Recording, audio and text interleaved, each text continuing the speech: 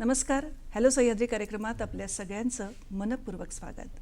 मंडळी, देश जेव्हा प्रगत होतो तेव्हा महत्त्वाचा वाटा असतो तो आर्थिक विकासाचा, अर्थकारणाचा.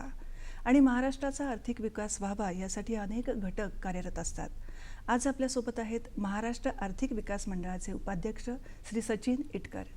नमस्कार. आपलं खूप मनपूर्वक स्वागत. सचिन इटकर यांचा परिचय द्यायचा झाल्यास आपल्या सगळ्यांना परिचित आहेत. बिझनेस पॉलिसी मेकर आहेत. विविध संस्थांवर कार्यकारिणीवर ते काम करतात आणि बिझनेस कसा वाढवता येईल या संदर्भात युवकांना मार्गदर्शन करतात. आणि ग्रामीण भागातील युवक असतील त्यांना उद्योग जगतामध्ये जास्तीत जास्त पद्धतीनं कसं आणता येईल याविषयी उपक्रम राबवतात. स्वतः सर शास्त्रज्ञ आहेत, संशोधक आहेत. 5 पेटंट त्यांच्या नावावर जमा आहेत आणि नक्कीच महाराष्ट्रासाठी ही अभिमानाची गोष्ट आहे. आर्थिक वाटचालीविषयी, विकासाविषयी, उद्योग जगताविषयी जाणून घेऊया त्यांच्या संवादांच्या माध्यमातून. खूप खूप स्वागत आपलं. महाराष्ट्र आर्थिक विकास मंडळाचे आपण उपाध्यक्ष आहात. तर कोणते घटक महत्त्वाचे ठरतात जेव्हा महाराष्ट्राच्या विकासाचा दर आपण ठरवला जातो?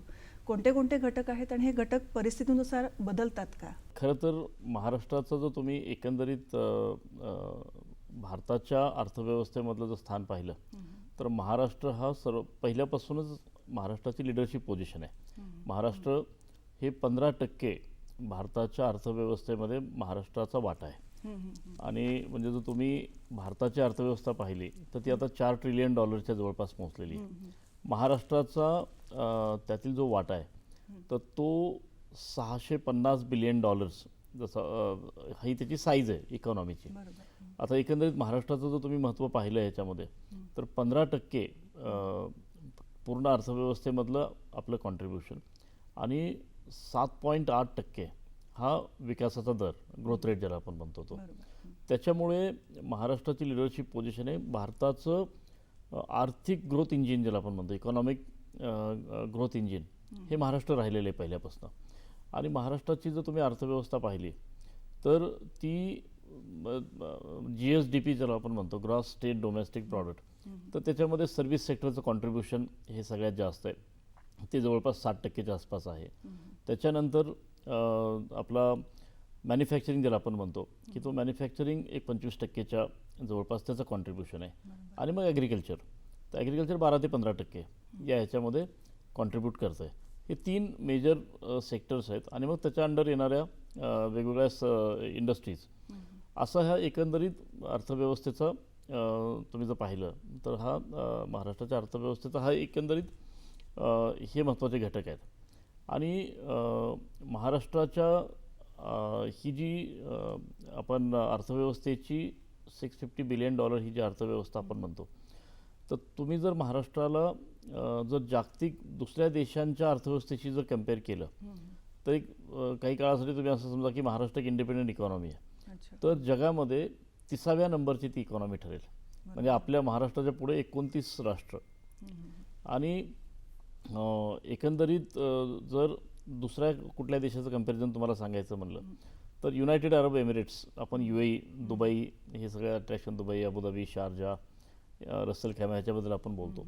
तर UAEची अर्थव्यवस्था आणि महाराष्ट्राची अर्थव्यवस्था सेम आहे. महाराष्ट्राची अर्थव्यवस्था ही आयर्लंड, ही युरोपमधली एक प्रगत एक इकॉनॉमी आहे. तर त्याची आणि महाराष्ट्राची साईजही सेम आहे. हे महाराष्ट्राचं महत्त्व आहे. सो महाराष्ट्र पहिल्यापासूनच आर्थिकदृष्ट्या सक्षम होता. आणि आता मागच्या काही वर्षामध्ये तर तो वेग जो आहे विकासाचा, तर तो अतिशय चांगल्या पद्धतीने आपलं मार्गक्रमण चालू आहे. आता भारताच्या GDP मध्ये महाराष्ट्राचा काय वाटा आहे आणि महाराष्ट्र आता उद्योगधंद्यामध्ये किंवा उद्योग जगतामध्ये महाराष्ट्र कुठे आहे? महाराष्ट्र हे उद्योगस्नेही राज्य आहे. भारतामधलं जर तुम्ही काही पहिले उद्योगस्नेही राज्य काही पाहिली त्याच्यामध्ये महाराष्ट्राचा नंबर हा पहिला येतो.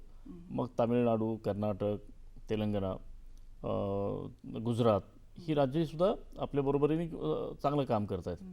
पण महाराष्ट्राचं महत्त्व याच्यासाठी की तुमच्याकडं परदेशी गुंतवणूक जी येते भारतामध्ये त्यातली 35 ते 37% गुंतवणूक फक्त महाराष्ट्रात येते. म्हणजे महाराष्ट्राचं हे जागतिक महत्त्व आहे. मुंबई ही आपली आर्थिक राजधानी आहे देशाची आणि मुंबई ही जगातल्या पहिल्या 5 ज्याला म्हणतो की एक बिझनेस फ्रेंडली किंवा जे उद्योगस्नेही जे एक शहर ज्याला म्हणतो ते मुंबईचं महत्त्व आहे. त्याच्यामुळे आपण 35 ते 37% फॉरेन डायरेक्ट इन्व्हेस्टमेंट ही एकट्या महाराष्ट्रामध्ये येते. आणि तुम्ही बघायला गेलं तर महाराष्ट्रामध्ये सगळ्या पायाभूत सुविधा चांगल्या आहेत. आपल्याकडे इन्फ्रास्ट्रक्चरचं ती आपण पाहतो. आपल्याकडे एकंदरीत महाराष्ट्राला एक खूप चांगली इकोसिस्टीम लाभलेली आहे. म्हणजे त्याच्यामध्ये तुम्ही पाहायला गेलात तर मुंबई पुणे हा जो रिजन आहे तर तो खूप फास्टेस्ट ग्रोईंग आहे. एज्युकेशन म्हणजे उद्योगाला जे लागणारं जे इकोसिस्टीम असते त्याच्यामध्ये शिक्षणाचं महत्त्व आहे. शैक्षणिक संस्था, विद्यापीठं ही आपल्याकडे आहेत.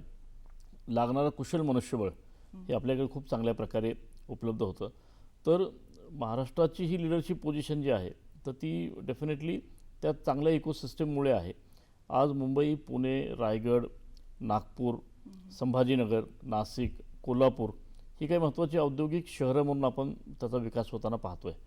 तर महाराष्ट्राने आता 2030 म्हणजे पुढच्या 4 वर्षामध्ये 1 ट्रिलियनचा टप्पा गाठायचं एक ध्येय ठेवलेलं आहे. आणि मला असं वाटतं की बाकी इतर राज्यांच्या तुलनेत आपण बरेच पुढे आहोत. जगाच्या भविष्याचा विचार करतो तेव्हा तुम्ही जसं नेहमी म्हणता की world future is design by science आणि इनोव्हेशनने ते पॉवर होतं. म्हणजे ज्ञान, तंत्रज्ञान, विज्ञान आणि संशोधन या सगळ्या त्रिसूत्रींचा अवलंब आपण उद्योगामध्ये कसा केला पाहिजे. Future of the world is shaped by science, powered by innovation आणि टेक्नॉलॉजी इज अ की ग्रोथ ॲस्पेक्ट आहे. तो एक डिझाईन ॲस्पेक्ट आहे. सो सायन्स, टेक्नॉलॉजी, इनोव्हेशन तर ही म्हणजे तुम्ही कुठल्याही देशाची जर प्रगती पाहिली त्यामध्ये तर या त्रिसूत्रीच्या बळावर खूप मोठी झेप घेता येऊ शकते त्याच्यामध्ये. तर मला असं वाटतं की आपली आता जी स्पर्धा आहे भारताची किंवा महाराष्ट्राची ही जगातल्या ज्या टॉप इकॉनॉमीज आहेत त्यांच्याशी आपण स्पर्धा करतो. इतर देशांमध्ये तुम्ही जर पाहिलं तर विज्ञानाचं जे महत्त्व आहे, तंत्रज्ञानाचं जे महत्त्व आहे किंवा इनोव्हेशनचं जे महत्त्व आहे हे त्यांना फार पूर्वी उमगलं आणि त्याच्यामध्ये त्यांनी भरीव गुंतवणूक केली.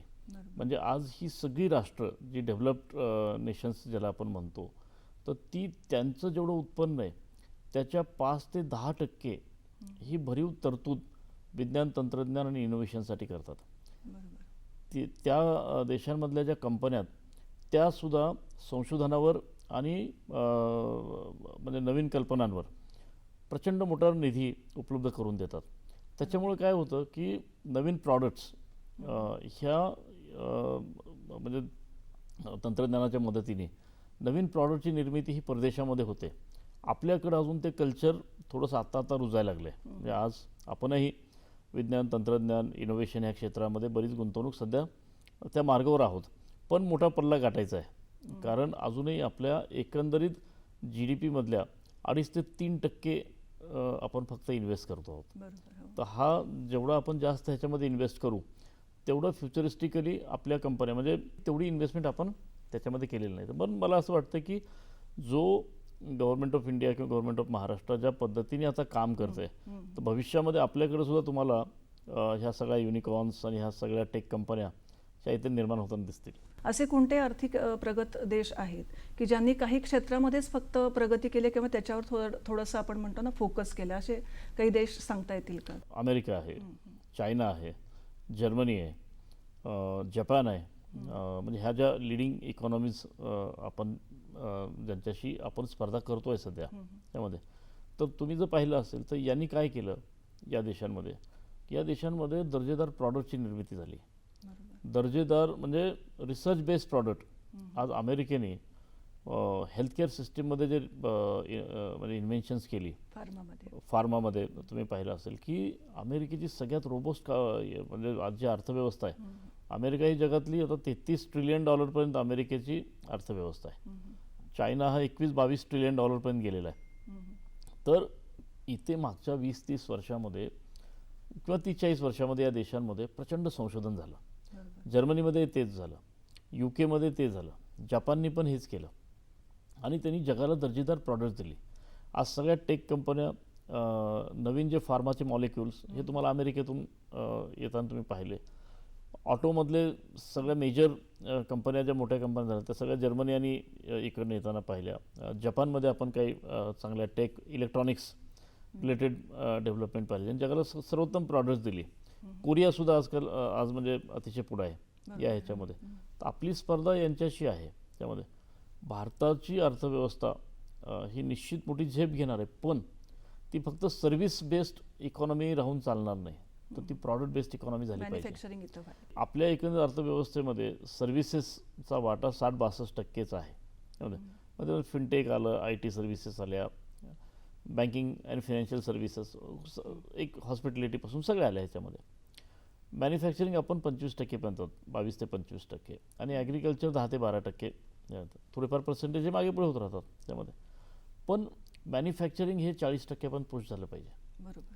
तर ती सस्टेनेबल मग इकॉनॉमिक डेव्हलपमेंट ज्याला आपण म्हणतोय. म्हणजे मग कारण काय असतं की दर 8-10 वर्षाला काहीतरी नवीन ट्रेंड्स येतात आणि मग इकॉनॉमिक हे जे असतं म्हणजे आपण ज्याला म्हणतो की इकॉनॉमी बऱ्याचदा तो ग्रोथ रेट मेंटेन होत नाही.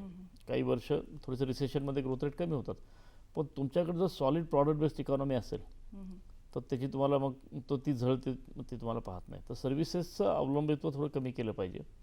मॅन्युफॅक्चरिंग आणि ॲग्रिकल्चर सेक्टरला बूस्ट केलं पाहिजे. हा माहितीपर संवाद आपण असाच चालू ठेवणार आहोत. घेऊया थोडीशी विश्रांती. विश्रांतीनंतर पुन्हा एकदा आपलं स्वागत. आपण बोलतोय सचिन इटकर यांच्याशी. आता सध्या आपण बघतोय की थोडी युद्धाची परिस्थिती असेल किंवा नैसर्गिक आपत्ती असेल, अशा वेळेस डिफेन्स इकोसिस्टीम असेल किंवा बाकीच्या ज्या काही इकोसिस्टीम आहेत त्याच्यावर कसा परिणाम होतो, किंवा एक बिझनेस पॉलिसी मेकर म्हणून या परिस्थितीकडे आपण कसं बघता? उद्योजकांसाठी ॲडव्हर्सिटी हे चॅलेंज म्हणून आपण स्वीकारलं पाहिजे. बरोबर. कारण मी तर कायम असं म्हणतो, जो उद्योजक आहे की तो सोल्जरसारखंच काम करतो. सो आत्ता जी काही जिओपॉलिटिकल सिच्युएशन आपण अनुभवतो आहोत जगभरामध्ये, आज अमेरिका, इराण, इस्रायल यांच्यामध्ये जो काही संघर्ष मध्य पूर्वेत चाललेला आहे, त्याच्यामुळे खूप मोठे चॅलेंजेस सगळ्या जगाला भेडसावत आहेत. भारतासाठी सुद्धा मोठं आव्हान आहे, कारण एनर्जी सिक्युरिटी आपली जी आहे ती बऱ्यापैकी मध्य पूर्वेत, मिडल ईस्टशी लिंक्ड आहे. कारण आपण बराचसा इम्पोर्ट जो आहे ऑइल, गॅस आणि या क्षेत्रातला, तो आज हार्मुज ही सध्या स्ट्रेट ऑफ हार्मुज हा जगातला सगळ्यात महत्त्वाचा विषय आहे. पण उद्योजकांसाठी मी याच्याकडं आपण पॉझिटिव्हलीच पाहिलं पाहिजे, संधी म्हणून बघितलं. संधी म्हणून. याचं कारण तुम्हाला मी सांगतो की आज पूर्ण मिडल ईस्ट हे डिस्टर्ब झालं आहे, पण तिथं काय झालं, या युद्धामुळं जे अमेरिकन्स बिझनेसमॅन होते, जे युरोपियन बिझनेसमॅन होते किंवा तत्सम इतर देशातले जे बिझनेसमॅन होते, त्यातले बरेचसे लोक हे मध्य पूर्वेतून ते आता स्थलांतरित झाले. काही काळासाठी ते तिथनं बाहेर पडलेले आहेत. भारतीय लोकांना ही एक संधी आहे. मी कायम सगळ्यांना सांगतो, उद्योजकांना, की ही योग्य वेळ आहे आता मध्य पूर्वेत जायची. रिस्क असतेच, शेवटी बिझनेस आपण ज्यावेळेस करतो तर रिस्क ही असणारच, पण आज तिथं ज्या काही संधी या युद्धाजन्य परिस्थितीमुळे निर्माण होत आहेत, तर त्याच्याशी आपण खूप चांगल्या प्रकारे या संधींचा फायदा घेऊ शकतो. तर मला असं वाटतं की भारतीय उद्योजकांनी त्यांच्या बिझनेसेसचं एक्सपान्शन हे मिडल ईस्टमध्ये केलं पाहिजे. कारण आता कसं आहे की काही काळानंतर ज्यावेळेस युद्ध थांबेल तर त्यावेळेस पुन्हा खूप प्रचंड मोठ्या संख्येने मोठ्या प्रमाणामध्ये इन्फ्रास्ट्रक्चर डेव्हलपमेंटची कामं सुरू होतात. तिथं पुन्हा अनेक संस्था नवीन उभा राहतात. तिथे नवीन नवीन बिझनेसेस ची रिक्वायरमेंट वाढत जाते. कारण शेवटी कसं आहे की हे सायकल असतं. सो तुम्हाला तिथं आत्ता एंट्री केली पाहिजे.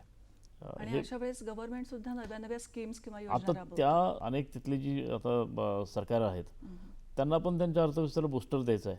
कारण आता सध्या तिथली अर्थव्यवस्था संकटात आहे युद्धामुळे. तर ते निश्चित खूप चांगले पॅकेजेस उद्योजकांसाठी आणतील. सो फर्स्ट मोर ॲडव्हान्टेज हे भारतीय उद्योजकांनी घ्यावा. महाराष्ट्रातल्या उद्योजकांनी तर निश्चित घ्यावा, असं तुमच्या मार्फत मी खरं तर त्यांना विनंती करेन. भारताचं हेच ध्येय आहे की 2047ला विकसित भारत आपल्याला कसा करता येईल, साकार करता येईल. हो. तर 2047 विकसित भारताचं ध्येय कसं साध्य करता येईल? 2047 विकसित भारत हे आपल्या आदरणीय पंतप्रधानांनी जे एक विजन राष्ट्रासमोर ठेवलं, तर ते खूप गरजेचं आहे याच्यासाठी की शेवटी तुम्हाला काहीतरी विजन, तुमच्यासमोर काहीतरी गोल्स, मोठी गोल्स ही तुम्ही ठेवलीच पाहिजेत. बरोबर. आज 2047ला भारताचं मिशन काय आहे की विकसित भारत, तर आपली अर्थव्यवस्था ही जगातल्या पहिल्या 2 किंवा 3 ह्याच्यामध्ये आपण असणार आहोत. ती $30 ट्रिलियन पर्यंत न्यावी आणि पर कॅपिटा इन्कम जे आहे प्रत्येक भारतीयाचं ते वाढावं. ही त्याची मेन 2 महत्त्वाची ही आहेत. कारण शेवटी अर्थव्यवस्था वाढली पण प्रत्येकाचं पर कॅपिटा इन्कम हे सुद्धा वाढलं पाहिजे. म्हणजे गरीबातला गरीब माणूस आहे त्याचं उत्पन्नसुद्धा वाढलं पाहिजे. तर ह्या दोन्ही, ती सगळी जी गोल्स आहेत विकसित भारताची ही जी त्याच्याशी निगडीत आहेत. आणि मला असं वाटतं की मोठं आपण ज्यावेळेस स्वप्न किंवा मोठं गोल आपल्यासमोर ठेवतो तर निश्चित आपण खूप चांगल्या प्रकारे हार्डवर्क करून तिथे पोहोचण्याचा प्रयत्न करतो. तर विकसित भारत ही संकल्पना प्रत्यक्षात निश्चित येईल, त्याच्यामध्ये कुठलीही म्हणजे मला चॅलेंज वाटत नाही. ज्यावेळेस $30 ट्रिलियन ही भारताची अर्थव्यवस्था होईल 47ला, महाराष्ट्राचं कॉन्ट्रीब्युशन हे सुद्धा 5 ट्रिलियनच्या वर त्यावेळेस गेलेलं असेल. सो त्याच्यामुळं ही सगळ्याच राज्यांसाठी मोठी संधी आहे आणि एक अतिशय चांगली निकोप स्पर्धा आहे ही. बरोबर. आणि ती केलीच पाहिजे म्हणजे सगळ्या राज्यांनी एकमेकांशी. तर मला ते म्हणजे मला ते स्वप्न खूप चांगलं वाटतंय. म्हणजे जे विजन डॉक्युमेंट आपण हे करतोय तर ते निश्चित अचीव होऊ शकेल. डिफेन्स इकोसिस्टीम कशी बदलत जाते किंवा काय पुढे बदल घडायला पाहिजेत? मागच्या काही वर्षामध्ये भारत सरकारचे प्रयत्न चालले होते मेक इन इंडिया. तर मेक इन इंडियाचं सगळ्यात सक्सेसफुल मॉडेल हे डिफेन्स इंडस्ट्री आहे. कारण तुम्ही पहा मागच्या 5-6 वर्षामध्ये ज्या प्रकारे इंडिजिनस ज्याला आपण म्हणतो की मेक इन इंडिया डिफेन्समध्ये जे काही चांगले प्रॉडक्ट्स भारताने निर्माण केलेले आहेत. म्हणजे आज तुम्ही पहा की टाटा, महिंद्रा, L&T, म्हणजे अनेक कंपन्या, म्हणजे अगदी छोट्या छोट्या कंपन्या मी तुम्हाला सांगतो की निबे नावाची कंपनी मागच्या काही वर्षामध्ये, गणेश निबे म्हणून उद्योजक आहेत, डिफेन्समध्ये मागच्या 5 वर्षापूर्वी त्यांनी एंट्री केली. आज त्यांनी 200 एकरच्या पेक्षा मोठं आणि आता 4000 एकरमध्ये डिफेन्स पार्क ते बनवत आहेत. आज नागपूरमध्ये एक सोलार नावाची कंपनी आहे. किंवा मी तुम्हाला सांगतो साताऱ्यासारख्या ह्याच्यामध्ये आज रोबोट्रॉनिक्स म्हणून एक फडतरे म्हणून कौस्तुभ फडतरे एक तरुण आहे. तर तो ज्या प्रकारे काम करतोय, अनेक मी तुम्हाला उदाहरणं देऊ शकेन. म्हणजे इतक्या मोठ्या लेवलच्या, छोट्या लेवलच्या सगळ्याच कंपन्यांना संधी आहे डिफेन्स इकोसिस्टममध्ये. आणि भारताने म्हणजे खऱ्या अर्थानं भारताच्या अर्थव्यवस्थेला बूस्टर द्यायची मोठी ताकद हे डिफेन्स इंडस्ट्रीमध्ये आहे.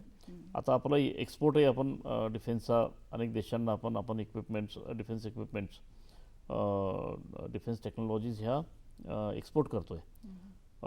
सरकारी काही कंपन्या जशा आहेत Bharat electronics, Bharat armours limited, अनेक सरकारी उपक्रम आहेत, त्यासुद्धा कंपन्या ह्याच्यामध्ये खूप मोठं काम करत आहेत. मला असं वाटतं की पुढच्या काही वर्षामध्ये defence is going to be the major economic booster for our economy. आणि महाराष्ट्र त्याच्यामध्ये अग्रेसर आहे. कारण महाराष्ट्राचा आर्थिक विकास दर या डिफेन्स इकोसिस्टीमवर सुद्धा आधारला आहे, जास्तीत जास्त आधारला गेला आहे. बरोबर. तर महाराष्ट्राचा काय वाटा आहे? महाराष्ट्राने डिफेन्स पार्कच्या पॉलिसीज आता महाराष्ट्रामध्ये येत आहेत. सो ऑलरेडी आपल्याकडे काही डिफेन्स पार्क उभा राहत आहेत. तर सुरुवातीला कसं असतं की शेवटी कुठलाही सेक्टर ज्यावेळेस नवीन इमर्जिंग असतो तर स्टेट गव्हर्नमेंट हे किती ॲग्रेसिव्हली पॉलिसीज क्रिएट करतं त्या बिझनेसच्या प्रगतीसाठी, ते महत्त्वाचं आहे. आज आपण त्या पॉलिसीज क्रिएट केलेल्या आहेत. आज शिर्डीमध्ये मोठं डिफेन्स पार्क झालेलं आहे, नागपूरला डिफेन्स पार्क होतं आहे, पुण्याच्या आसपास डिफेन्स पार्क प्रस्तावित आहेत त्यामध्ये. तर एकदा काय होतं की सरकारने सपोर्ट केला तर मग त्याच्यामध्ये इन्व्हेस्टमेंट मोठ्या प्रमाणामध्ये येतात. तर मला असं वाटतं की या 1 ट्रिलियनचं जे आपलं ध्येय आहे 2030, त्याच्यामध्ये डिफेन्स हे मोठ्या प्रमाणात कॉन्ट्रीब्यूट करेल पुढच्या 4 वर्षामध्ये. कारण त्याला लागणारी सगळी नेसेसरी इकोसिस्टम ही आपण इथं बनवतोय. वेळ झाली अल्पशा विश्रांतीची. विश्रांतीनंतर आपलं पुन्हा एकदा स्वागत. आपल्यासोबत आहेत सचिन इटकर. आता आपण उद्योग जगताविषयी जर बोललं तर नेटवर्क हा महत्त्वाचा दुवा ठरला जातो. तर हे नेटवर्किंग कसं वाढवायचं? हे तुम्हाला प्रयत्नपूर्वक उद्योजकांनी केलं पाहिजे. बऱ्याचदा असं असतं की उद्योजक सुरुवातीला नेटवर्किंगमध्ये त्याचं एवढं महत्त्व कळत नाही, कारण तो मेहनतीने स्वतःचा व्यवसाय उभा करतो. परंतु एक सर्टन लिमिटनंतर ज्यावेळेस तो व्यवसाय हा तुम्हाला स्केलअप करायची गरज लागते, की शेवटी तुम्ही नाहीतर असं एक मार्जिनली ग्रो होत राहता, पण तुम्हाला जर तो स्केलअप करायचा असेल तर तुम्हाला नेटवर्किंग प्लॅटफॉर्म्स हे क्रिएटच करावे लागतात. जसं की तुम्हाला सरकारचे काही प्लॅटफॉर्म्स आहेत की जिथं उद्योजकांच्या गाठीभेटी होतात, काही डेलिगेशन्स असतात, सरकारी, निमसरकारी किंवा प्रायव्हेट बॉडीजकडनं. त्या डेलिगेशनमध्ये तुम्ही परदेशामध्ये जाऊन तिथल्या उद्योजकांशी संवाद साधला पाहिजे. तुमच्या वैयक्तिक लेवलला, की तुम्ही एक विशिष्ट लेवलनंतर तुम्ही तुमची कामं डेलिगेट करून दिवसातला पर्टिक्युलरली निम्मा वेळ तरी हा नेटवर्किंगसाठी दिलाच पाहिजे. म्हणजे तुमच्या बिझनेस रिलेटेड किंवा तुमच्या क्षेत्रातले जी दिग्गज लोक आहेत, म्हणजे नेटवर्किंग हे फक्त काही नुसतं बिझनेस वाढवण्यासाठीच महत्त्वाचं नाही आहे. तर तुमची प्रॉडक्ट लाईन डेव्हलप करणं असेल, त्या क्षेत्रातले तज्ज्ञ लोक असतील, शास्त्रज्ञ असतील, संशोधक असतील किंवा त्या क्षेत्राला दिशा देणारे लोक असतील, अशांशी तुमचा संपर्क असेल, कॉन्फरन्सेस असतील, डेलिगेशन असतील, यांनी काय होतं की तुम्ही समविचारी लोकांशी भेटता. त्यातून तुम्हाला बिझनेसला नवीन ऑर्डर्स, नवीन बिझनेस जनरेट होऊ शकतो. बऱ्याचदा काय होतं की आजकाल असं झालं आहे की टेक्नॉलॉजीमुळे तुमच्या प्रॉडक्टची लाईफ सायकल ही पहिली काही वर्ष असायची, आता काही महिने आहे. तर तुम्हाला कंटिन्युअस प्रॉडक्ट इम्प्रूव्हमेंट केली पाहिजे, नवीन प्रॉडक्ट डेव्हलप केले पाहिजेत, नवीन बिझनेसेस ॲक्वायर केले पाहिजेत. आणि हे कधी शक्य होऊ शकतं, ज्यावेळेस तुमचं स्ट्रॉंग नेटवर्किंग असतं. तर एक विशिष्ट टप्प्यानंतर नेटवर्कशिवाय तुमचा बिझनेस ग्रो होऊ शकत नाही. आणि त्यामुळे ह्या सगळ्या प्लॅटफॉर्मचा खूप इफेक्टिव्हली वापर तुम्हाला करावाच लागतो. म्हणजे आता सोशल मीडिया प्लॅटफॉर्म्स आहेत, लिंक्डइनसारखे प्लॅटफॉर्म असतात किंवा काही कम्युनिटी रिलेटेड ग्रुप्स असतात, ते ओके. पण तुम्ही स्वतः वैयक्तिक, मला तसं वाटतं की तुम्ही जर बिझनेस करत असाल तर त्या क्षेत्रातले 1000 तरी टॉपची लोकं ही तुमच्याशी कनेक्टेड झाली पाहिजेत. तर मग तो बिझनेस कसा आहे की तुम्ही 100 कोटीचे 1000 कोटी करू शकता, 1000 कोटीचे 10,000 कोटी करू शकता. तर ही नेटवर्किंगची पॉवर आहे. बरोबर आहे. आणि नुसतं नेटवर्क करून चालणार नाही, तर ते कनेक्शन पुन्हा आपल्या मेंटेन ठेवणं किंवा ते प्रत्येक वेळेस त्यांचा पाठपुरावा करणं, तुम्हाला खूप वेळ द्यावा लागतो त्यासाठी तुम्हाला जेन्युनली हे तुम्हाला खूप सिन्सिअरली हे एफर्ट्स करावे लागतात, संयमाने करावं लागतं. हो. आणि काय असतं बऱ्याचदा की वेळ सगळ्यात शेवटी कसं आहे की हे फक्त नुसतं आभासी कम्युनिटीतून नाही होत, हे तुम्हाला प्रत्यक्षात लोकांना भेटावं लागतं. म्हणजे फक्त व्हर्च्युअली तुम्ही नाही तर खूप लोकांना सोशल मीडिया प्लॅटफॉर्मवर हजारो मित्र असतात, पण ॲक्च्युली बिझनेसचं नेटवर्किंग तसं नाही आहे. Business networking is one on one. बरोबर. त्यामध्ये की त्या क्षेत्रातले दिग्गज हे तुमच्याशी कनेक्टेड पाहिजेत. अशा कोणत्या पात्रता हव्यात उद्योजक होण्यासाठी? उद्योग लोक सुरू करतात, त्यात त्यांना यशही मिळतं त्यामध्ये. पण शेवटी काय होतं की तुम्हाला ग्लोबल स्केलवर जर घेऊन जायचं असेल तर तुम्हाला काही गोष्टी ह्या ॲक्वायर कराव्या लागतात. जसं तुम्ही आत्ताच सांगितलं की तुम्हाला काही टेक्निक्स हे आत्मसात केल्या पाहिजेत. मी त्याच्यापुढे म्हणेन की तुम्हाला नवीन नॉलेज पण ॲक्वायर करायला लागतं. बरोबर. त्यामध्ये की म्हणून आज काय होतं की तुम्हाला बरेचशा लोकांना नंतर बी स्कूलमध्ये जाऊन एक्झिक्युटिव्ह प्रोग्राम्सच्या थ्रू मॅनेजमेंट शिकून घ्यावं लागतं. कारण ह्या शेवटी कशात ना की ह्या टेक्निक्स, टूल्स, प्रिन्सिपल जे आहेत तर ते तुम्हाला आत्मसात करावेच लागतात. तर उद्योजक जो आहे तर त्यांनी कंटिन्युअस, म्हणजे मी तर असं म्हणतो की every day he has to learn new things. Ready to learn त्यांनी नवीन स्किल्स ॲक्वायर केली पाहिजेत त्यामध्ये.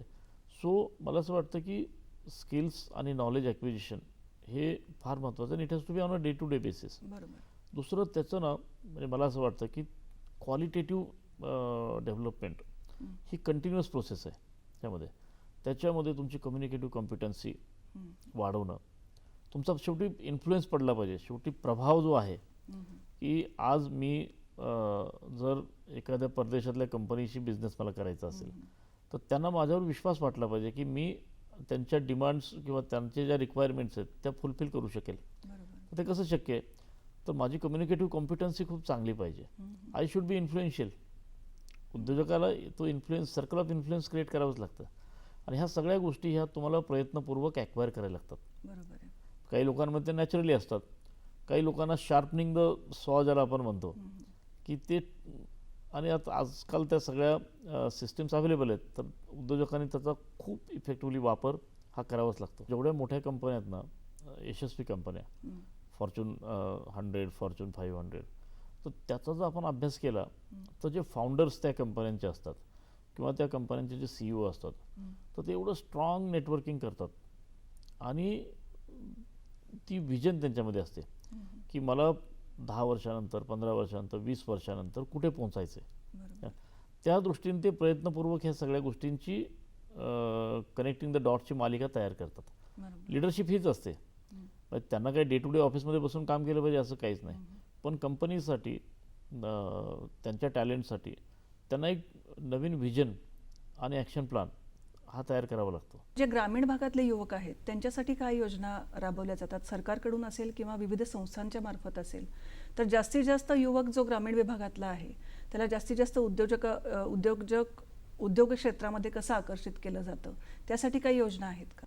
इन्फॉर्मेशनचा ॲक्सेस जो आहे किंवा टेक्नॉलॉजीचा ॲक्सेस आता शहरी ग्रामीण सगळीकडे उपलब्ध आहे. बरोबर. काही काळापूर्वी असं होतं की ग्रामीण भागातल्या मुलांपर्यंत अनेक योजना पोहोचायच्या नाहीत कारण तो ॲक्सेस टू इन्फॉर्मेशन जो होता किंवा ॲक्सेस टू दॅट पर्टिक्युलर त्या डोमेनचा नसायचा.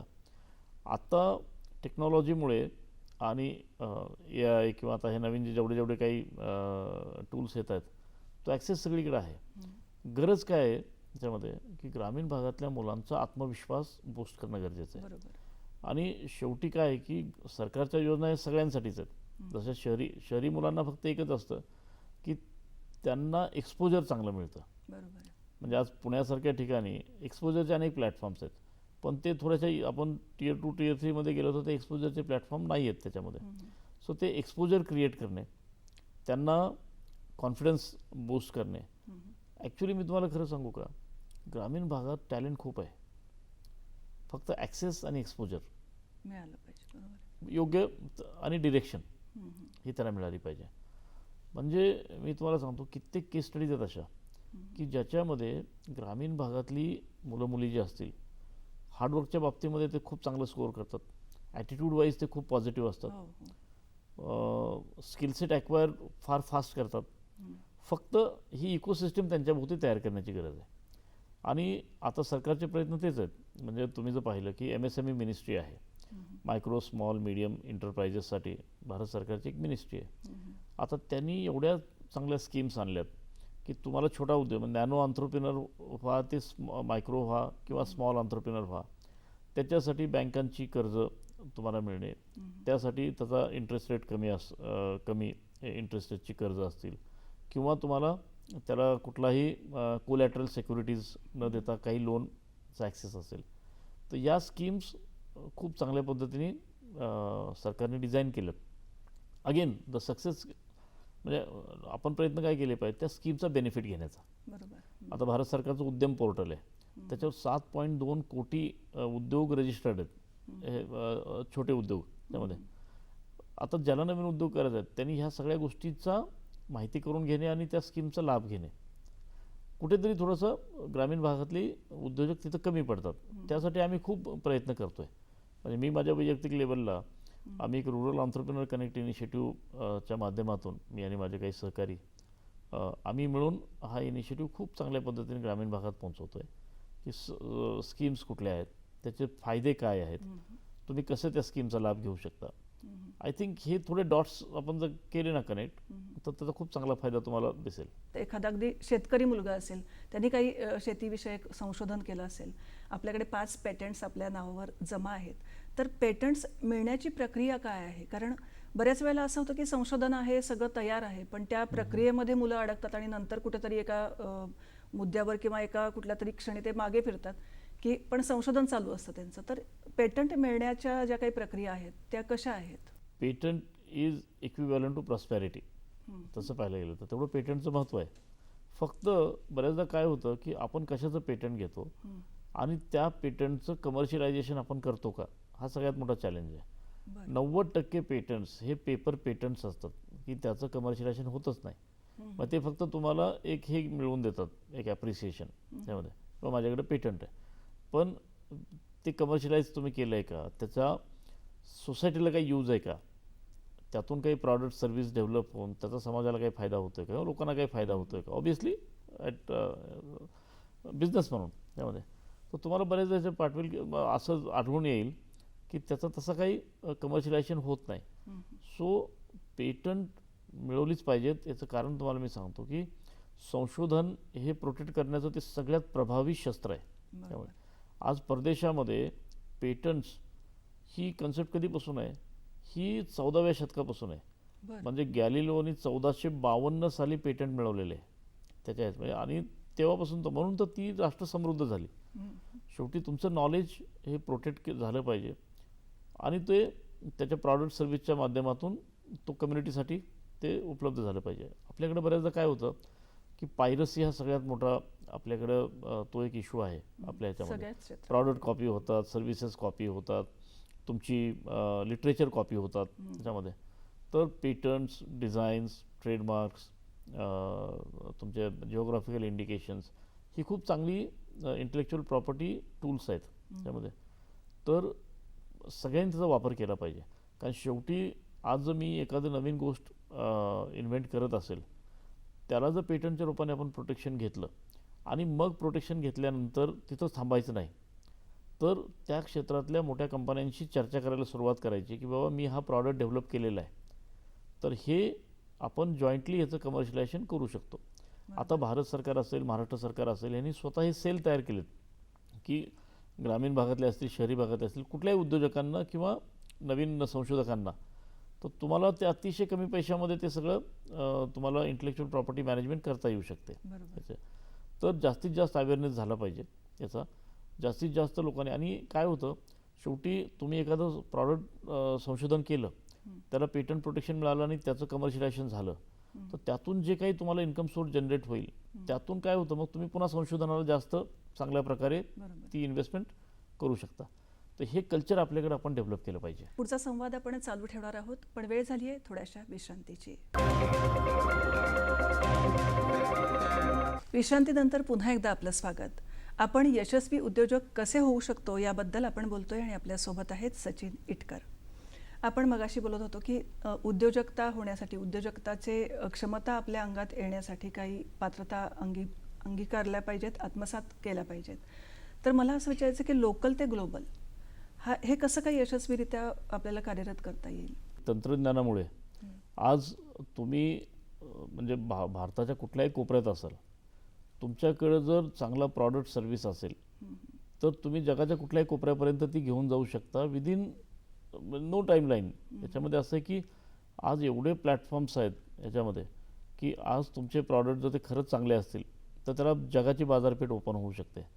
सो तो लोकल टू ग्लोबल जो अप्रोच आहे, तर त्याला सगळ्यात महत्त्वाचं आहे की आपण ग्लोबल कॉम्पिटिशनसाठी आणि त्या ह्याच्यासाठी आपण तयार आहोत का, हा प्रश्न उद्योजकांनी सुरुवातीला स्वतःलाच विचारावा लागतो की मला हा ग्लोबल घेऊन जायचं आहे. हे जर तुम्ही मोठं गोल, ऑडेशियस गोल तुमच्या समोर जर ठेवलं, मग ती इकोसिस्टीम तुम्हाला मदत करते त्यामध्ये.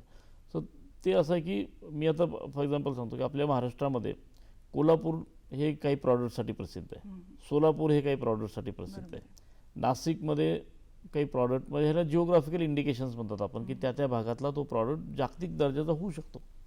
कोल्हापुरी चप्पल आहे, जगाचं मार्केट आहे त्यासाठी. सोलापूरच्या चादरी आहेत फॉर एक्झाम्पल. पण हे पोटेन्शियल त्यांना कळलं पाहिजे जे त्या ह्याच्यामध्ये आहेत.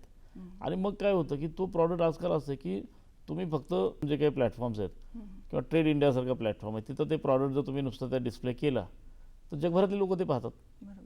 आणि मग कसं आहे की आजकाल चांगल्या प्रॉडक्टला लोक शोधत असतात जगभरातून.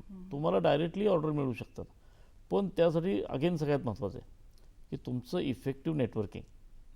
की तुम्हाला हे सगळे प्लॅटफॉर्म्स कळले पाहिजेत. तुम्ही तुमचा प्रॉडक्ट राईट ठिकाणी, योग्य वेळी आणि योग्य ठिकाणी हा डिस्प्ले केला पाहिजे.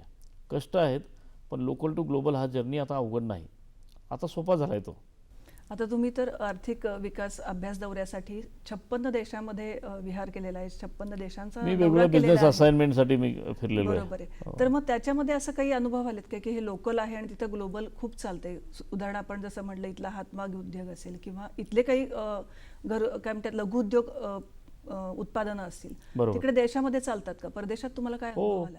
परदेशामध्ये मी ज्यावेळेस जातो आणि मी भारतीय आहे, मी महाराष्ट्रातला ही ज्यावेळेस ओळख सांगतो, तर त्या लोकांना आपल्याबद्दल खूप अट्रॅक्शन आहे. की त्यांना माहीत असतं की अरे तुमच्याकडं हे म्हणजे हा उद्योग जो आहे तुमचा जो पारंपरिक ट्रॅडिशनल जो आहे, तर त्यांना त्याच्याबद्दल सगळी माहिती असते. पण बऱ्याचदा तीच कंप्लेंट येते की हे अवेलेबल होत नाही आहे. होत नाही, बरोबर. मग ह्याला जर तुम्ही आमच्या देशात आणलं तर इथं चांगलं मार्केट आहे. मी कित्येक याच्यामध्ये पाहिलं, नॉट ओन्ली फॉर महाराष्ट्र, म्हणजे अनेक राज्यांचे असे प्रॉडक्ट आहेत. म्हणजे तामिळनाडू, केरळ, तिथल्या परंपरा कर्नाटका, दाखवणारे हो product. खूप आहेत. आता करतायत, म्हणजे आता सगळे गव्हर्नमेंट ते प्रयत्न करतायत. आता सरकारी लेवलला सुद्धा भारत सरकारच्या लेवलला MSMEच्या माध्यमातून अशा अनेक एक्सपोमध्ये सरकार तुम्हाला मदत करते. तुम्ही तुमचे प्रॉडक्ट डिस्प्ले करू शकता. अनेक ट्रेड शो होतात, तिथं तुम्ही डिस्प्ले करू शकता. तर हे म्हणजे मी स्वतः खूप त्याच्या सक्सेस स्टोरीज पाहिलेल्या आहेत यामध्ये. आता खादी ग्रामोद्योगसारखा प्लॅटफॉर्म आहे, त्याच्या मार्फत अगदी ज्याला आपण म्हणतो की ग्रामीण भागातले उद्योग आहेत छोटे छोटे, त्यांना पण मोठं मार्केट मिळू शकतं. सगळ्यात महत्त्वाचं काय ना, की त्या भागातल्या लोकांना अगेन की तो एक दोन लोकांनी करून फायदा नाही.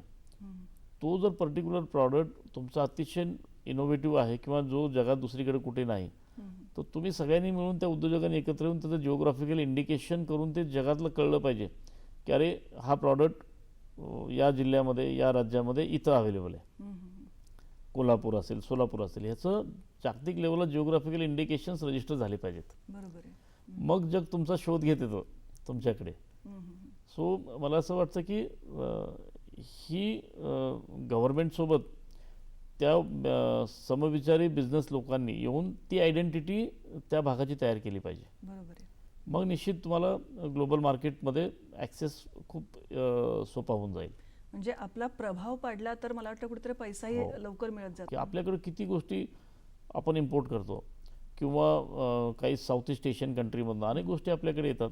त्यामध्ये अमेरिकेतनं येतात, युरोपमधनं येतात. आपल्या लोकांना क्रेज आहे ना त्याची, तशीच त्या लोकांनाही आपल्या प्रॉडक्टची क्रेज आहे ना. आणि हे आता हळूहळू सक्सेसफुल होत आहे. बरोबर आहे. आता फॉर एक्झाम्पल काश्मीरमध्ये मी पाहतो, ज्या वेळेस काश्मीरमध्ये जातो तिथे काय इतकी छान कारागीर इतके चांगले प्रॉडक्ट बनवतात. किंवा वाराणसीसारख्या ठिकाणी आपण गेलो तिथे आपल्याला पाहायला मिळतं. हे आता हळूहळू प्रत्येक राज्य ही त्या भागातल्या त्यांच्या ज्या काही प्रॉडक्ट्स आहेत ट्रेडिशनल, त्याचं मार्केटिंग करतायत. आणि लोकल टू ग्लोबल म्हणजे कुठेतरी परंपरा आणि संस्कृती पण आपली ग्लोबल होती. बरोबर, आणि ती गेलीच जसं आता पाहिजे. मी म्हणाल की काश्मीरचं जे आहे गेलं पाहिजे, ते जगभरामध्ये गेलं पाहिजे. आणि आपल्याकडे एवढी विविधता आहे, भारतासारखा विविधतेने नटलेला देश जगात दुसरा कुठलाही नाही. बरोबर आहे अगदी. मग तुम्ही कुठेही जा जगामध्ये, शेवटी आपली जी काही एक म्हणजे भारतीय परंपरा, भारतीय संस्कृती आणि आणि आपल्याला किती मोठा इतिहास आहे. जगातल्या अनेक देशांचा इतिहास हा काही वर्षांचा आहे, आपला काही शतकांचा आहे. आपण आता प्रभावाबद्दल बोललो की पैशापेक्षा प्रभाव महत्त्वाचा आहे, इम्पॅक्ट महत्त्वाचा आहे.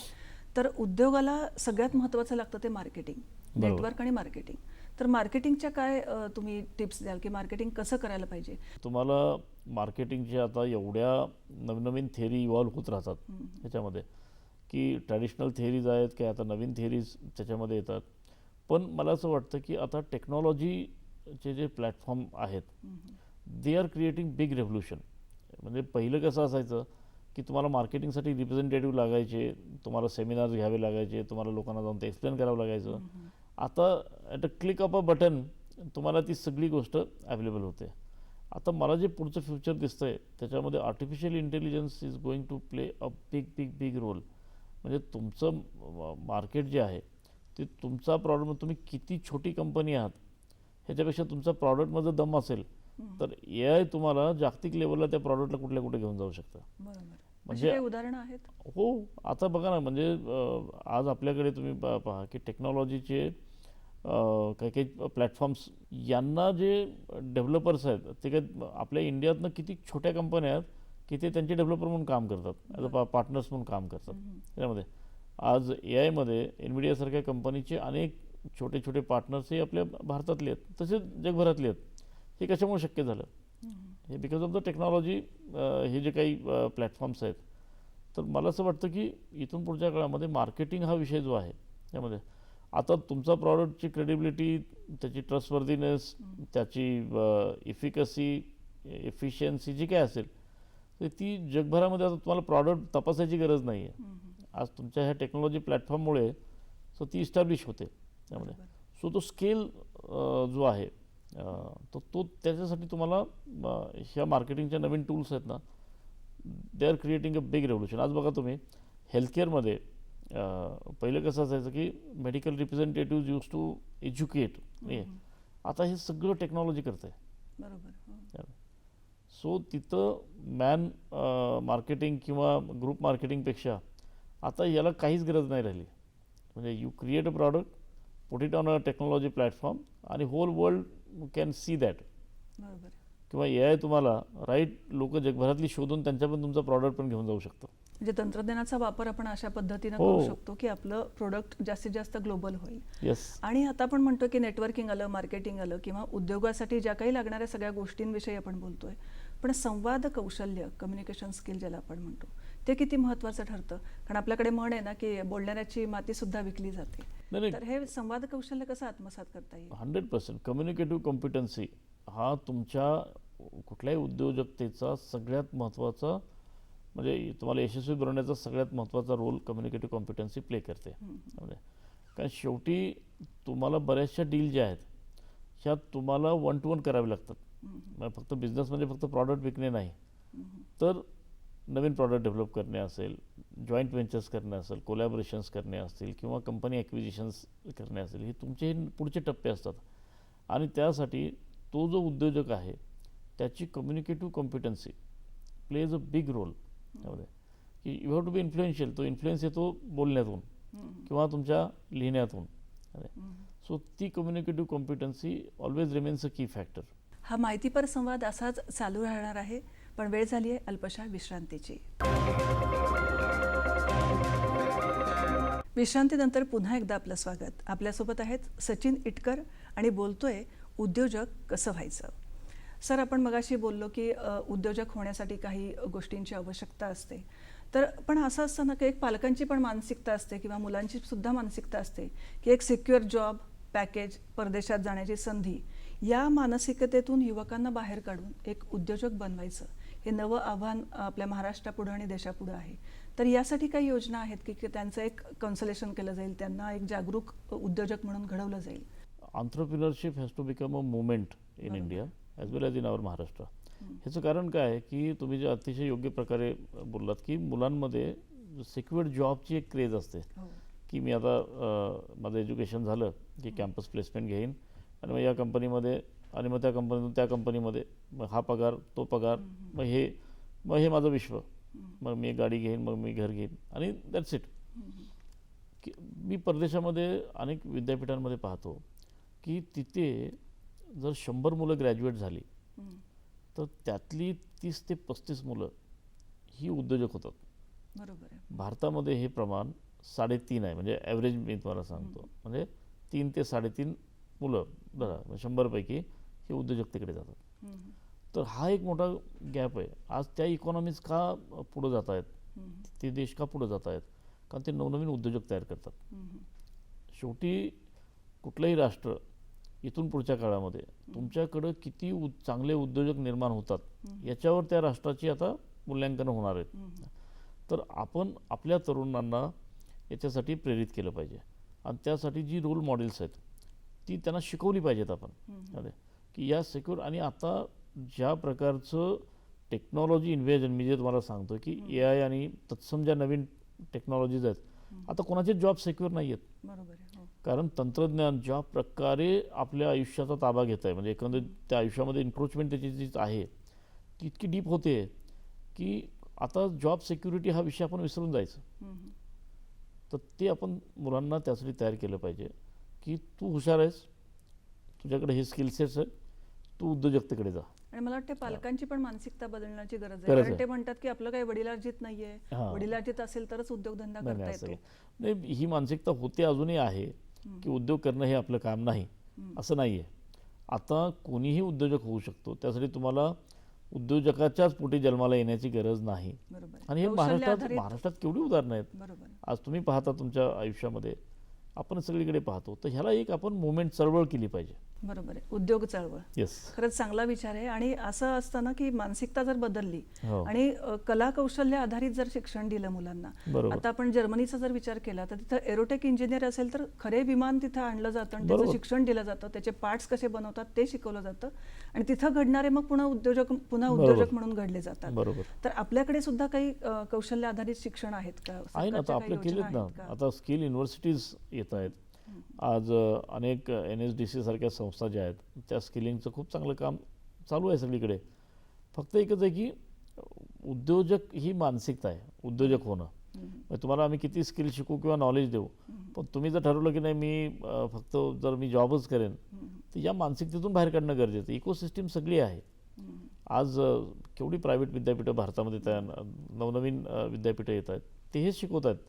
तर आता इकोसिस्टीम तयार होते, मानसिकता बदलण्याची गरज आहे. आपण जसं बिझनेस पॉलिसी मेकर म्हणून काही स्ट्रॅटेजी आपण घेतो बिझनेसमध्ये किंवा स्ट्रॅटेजी राबवतो, तसंच मला वाटतं आयुष्यात सुद्धा काही स्ट्रॅटेजी आपण राबवल्या पाहिजे. हो. तुमच्या वैयक्तिक आयुष्याबद्दल जर मला विचारायचं झालं तर एक बिझनेस पॉलिसी मेकर किंवा तिथे ज्या तुम्ही स्ट्रॅटेजी राबवल्या त्या खऱ्या आयुष्यात सुद्धा राबवता का? नाही, आपल्या आयुष्याचं पण आपलं प्लॅनिंग करावं लागतं. जसं चढ-उतार बिझनेसमध्ये असतातच, बरोबर. प्लॅनिंग हे महत्त्वाचं आहे, तसं वैयक्तिक आयुष्यामध्ये सुद्धा प्लॅनिंग हे गरजेचंच आहे. आणि त्याच प्रिन्सिपल्स, कॉन्सेप्ट हे आपल्या वैयक्तिक आयुष्याला लागू पडतात. बरोबर आहे. तर मी सुद्धा माझं प्लॅनिंग हे दर वर्षाचं, 2 वर्षाचं, 5 वर्षाचं, 10 वर्षाचं ह्याचा एक रोडमॅप मी तयार करतो आणि त्या दृष्टीने वाटचाल करायचा प्रयत्न करतो. आणि ते तुम्हाला खरंच that keeps you on track. बरोबर आहे. ते फार महत्त्वाचं आहे. आणि यावेळेस कुटुंबाला वेळ देता येत नाही तर तो क्वालिटी वेळ तुम्ही देता किंवा एक गुणवत्ताचा जो म्हणतो तो वेळ नाही, आता कसं आहे की देतो. तुम्हाला वेळ काढावा लागतो. हम्म. शेवटी वेळ निघतो, म्हणजे असं काही नाही. म्हणजे कित्येक आपण लोक पाहतो की ते एवढे बिझी असतात, एवढं काम करतात, तरी पण ते वेळ काढतात. बरोबर आहे. सो ते एक स्किल आहे तुमचं की तुम्ही क्वालिटी टाईम कसा युटिलाइज करता. सो ते प्रत्येकानं मॅपिंग आपलं केलं पाहिजे. बरोबर. तर I am successful in that. उद्योजक होण्यासाठी महत्त्वाची गोष्ट म्हणजे टाइम मॅनेजमेंट. हो.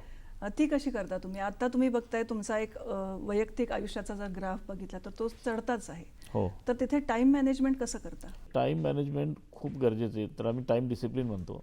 मग तुम्हाला 3 डिसिप्लिन ह्या म्हणजे तुम्हाला त्या मिळवाव्याच लागतात जर तुम्हाला आयुष्यात म्हणजे प्रोफेशनल करिअरमध्ये यश मिळवायचं असेल. टाईम डिसिप्लिन, वर्क डिसिप्लिन आणि सिस्टम डिसिप्लिन, बरोबर. ह्या 3 डिसिप्लिनमध्ये तुम्हाला काम केलंच पाहिजे. म्हणजे आज शेवटी मी सुद्धा अनेक कंपन्यांची कामं करतो, अनेक देशांमध्ये प्रवास करतो, पण त्यासाठी थोडं मायक्रो प्लॅनिंग मॅनेजमेंट हे खूप गरजेचं आहे. आणि ते तुम्ही अनुभवातून शिकता बरोबर आहे. आणि त्याला काही तुमचा एक वैयक्तिक ड्राईव्ह लागतो. आणि स्वतःच अनालायझेशन होत राहतं. होत राहतं कायम. तुम्ही आपण स्वतःला इंट्रोस्पेक्ट केलं पाहिजे बरोबर आहे. की काल मी काय केलं आणि आज मी अजून ते किती चांगल्या प्रकारे करू शकतो. आज तुम्ही विविध संस्थांवर सल्लागारपदी काम करता किंवा वेगवेगळ्या देशांचे दौरे करता. हे सगळं असून सुद्धा एक साहित्य रुची तुम्ही जपली आहे किंवा साहित्यिक बरोबर. उपक्रम सुद्धा तुम्ही राबवता आणि एक चांगले जाणकार वाचक म्हणून सुद्धा तुम्ही आहात, रसिक म्हणून आहात. आणि उद्योजक होण्यासाठी सुद्धा वाचनाची गरज आहे किंवा एक काही निश्चित. प्रेरणा कथा असतात, काही उद्योजकांच्या यशोगाथा असतात, त्या सुद्धा उद्योजकांनी वाचल्या गेल्या पाहिजेत. तुम्ही काय सांगाल साहित्य रुचीबद्दल आणि यशोगाथेविषयी? साहित्य ही मला प्रेरणा देतं, कारण आज मी पाहतो की अनेक उद्योजकांमध्ये वाचनाचा अभाव आहे. बरोबर. आणि त्यामुळे बऱ्याचदा काय होतं की ते फेल्युअर हँडल करू शकत नाहीत. आज तुम्हाला उद्योगामध्ये सगळ्यात महत्त्वाचं चॅलेंज काय आहे, तर तुम्ही यश किती मिळवता ह्याच्यापेक्षा तुम्ही अपयश कसं पचवता. आणि त्यासाठी, कारण तुम्ही ज्यावेळेस आज 10 प्रोजेक्ट करता एक उद्योजक म्हणून, 10च्या 10 काही तुमचे यशस्वी होत नाहीत. 2 किंवा 3 यशस्वी होतात, 7-8 फेल होतात. त्यामुळं तुम्हाला साहित्य वाचन, इन्स्पिरेशनल रीडिंग ज्याला म्हणतो, बायोग्राफीज, ह्यात तुम्हाला फेलियर कसं हँडल करायचं याचं आपल्याला त्यातनं लर्निंग होतं. त्यामुळं मी साहित्याला कायम अग्रस्थानी का मानतो आणि मी स्वतः ते जाणीवपूर्वक त्याला वेळ देतो. कुठल्याही भाषेतील साहित्य? कुठल्याही भाषेतलं साहित्य असेल, तुम्हाला ज्याची आवड आहे ते वाचा तुम्ही, पण दॅट वाचन जे आहे ते मस्त आहे. आणि तुम्हाला मी हे सांगतो की दॅट पॉवर ऑफ रीडिंग आहे ना, की ती तुम्हाला ना खूप चांगलं इन्स्पिरेशन, पॉझिटिव्ह इन्स्पिरेशन तुमच्यामध्ये क्रिएट करते, तुम्हाला पॉझिटिव्हली मोटिवेट करते. आणि अनेक अशी कामं आहेत ना की जी तुम्ही अनेक वेळा अडखळत असता ती करताना. मला असं वाटतं की या प्रेरणेतून ती कामं खूप चांगल्या प्रकारे तुम्ही करू शकता. अशा कोणत्या ओळी आहेत की ज्या तुम्हाला वाटतं की या ओळी कुठंतरी मागं पार्श्व जसं संगीत चालतं तसं त्या तुमच्या डोक्यामध्ये असतात आणि त्या प्रेरणा देत असतात की नाही हे असं आहे ना तर पुढं चांगलं होईल, त्या कोणत्या ओळी? रॉबर्ट फ्रोस्ट नावाचा एक कवी आहे. त्याच्या कविता मी खूप वाचतो आणि त्या कविता मला खूप आवडतात. मराठीमधल्या पण अनेक कविता मला इन्स्पिरेशन देतात.